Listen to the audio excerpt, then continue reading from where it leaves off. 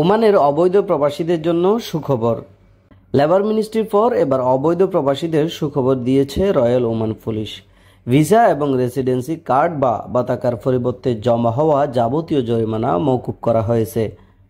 সংশ্লিষ্টদের মতে এই সিদ্ধান্তের ফলে আগামী জুলাই পর্যন্ত অবৈধ প্রবাসীরা কোনোরূপ জরিমানা ছাড়াই বৈধ হতে পারবেন কিংবা কেবল টিকিট কেটে দেশে ফিরতে পারবেন।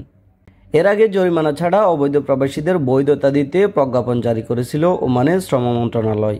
এই জন্য 1 ফেব্রুয়ারি থেকে পরবর্তী 6 মাসের জন্য একটি বিশেষ সময়সীমা ঘোষণা করা হয়েছে।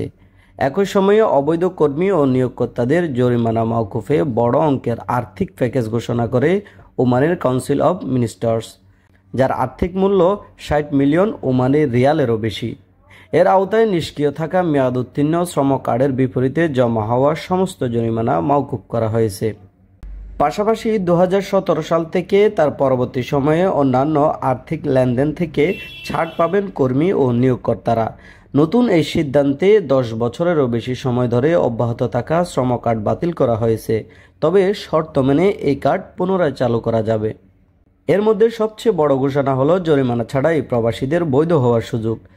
শ্রম মন্ত্রণালয় জানিয়েছে তাদের অফিসিয়াল ওয়েবসাইট এবং অনুমোদিত অন্যান্য সার্ভিস চ্যানেলে আবেদন কার্যক্রম চলমান রয়েছে। তহিদুল ইসলাম সোহাগ, আরব বাংলা নিউজ।